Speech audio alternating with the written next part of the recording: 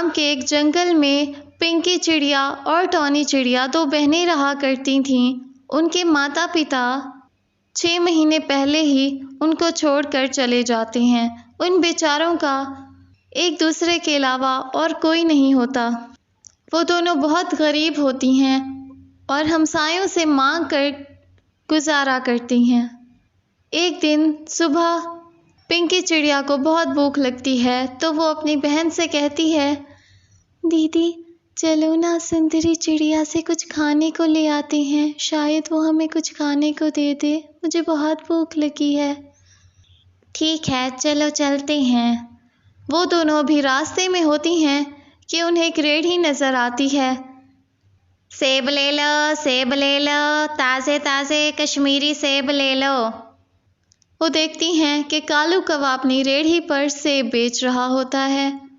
दीदी मुझे भी सेब खाना है, प्लीज़ मुझे सेब ले दो। अरे मैं तुम्हें कहाँ से सेब लेकर दूँ, मेरे पास तो पैसे भी नहीं हैं जो मैं कालू कौवे को दूँ। तुम तो जानती हो हम बहुत गरीब हैं। दीदी प्लीज़ एक बार मेरे कहने पर उससे मुफ्त में सेब मांग कर देखो, शायद वो हमें एक सेब ऐसे ही दे दे। अच्छा चलो ठीक है, तुम कहती हो तो मैं उससे मांग के देखती हूँ। टॉनी चिड़िया कालू कौवे के पास जाती है और उससे कहती है, अरे कालू भैया एक सेब तो देना। कालू कौवा उसको सेब देते हुए कहता है, हाँ हाँ बहन ले लो, 10 रुपए का एक सेब है, बहुत ही मज़ेदार हैं, मैं कश्मीर के बाग से ताज़ा ताज़ा तोड़ कर लाया हूँ। लेकिन भाई हमारे पास तो पैसे नहीं हैं, हम बहुत गरीब हैं, क्या आप हमें एक सेब मुफ्त में दे सकते हो? ये कहकर टॉनी चिड़िया वापस जाने लगती है तो कालू कौवे को उन बेचारियों पर तरस आ जाता है और वो उनको एक सेब मुफ्त में दे देता है। टॉनी चिड़िया और पिंकी चिड़िया खुशी खुशी अपने घर वापस आ जाती हैं। पिंकी चिड़िया ने अभी तक सेब नहीं खाया होता। क्या बात है पिंकी, तुम ये सेब खाती क्यों नहीं? तुम्हें तो बहुत भूख लगी थी, फिर भी अभी इसे रख के बैठी हो। दीदी मैं एक बात सोच रही हूँ, हमारे घर के पिछले बाग में जो इतनी सारी ज़मीन खाली है, क्यों ना हम उसमें ये सेब बो दें, फिर सेब का पूरा दरख्त उगाएगा तो हम उस पर लगे हुए ज़्यादा सेब खा भी सकेंगे और उन्हें बेच भी सकते हैं। अरे क्या पागल हो गई हो? देखो पिंकी, ये सारी बातें फिल्मों और कहानियों में होती हैं, हकीकत से इनका कोई ताल्लुक नहीं होता। तुम बस आराम से ये सेब खाओ। लेकिन पिंकी चिड़िया पर अपनी बड़ी बहन टॉनी चिड़िया के समझाने का भी कोई असर नहीं होता। वो फ़ौरन ये सेब लेकर पिछले बाग में जाती है और वहाँ ज़मीन से मिट्टी खोद कर वो सेब उसके अंदर दबा देती है। अगले दिन सुबह उठते ही दोनों बहनें बाग की तरफ जाती हैं।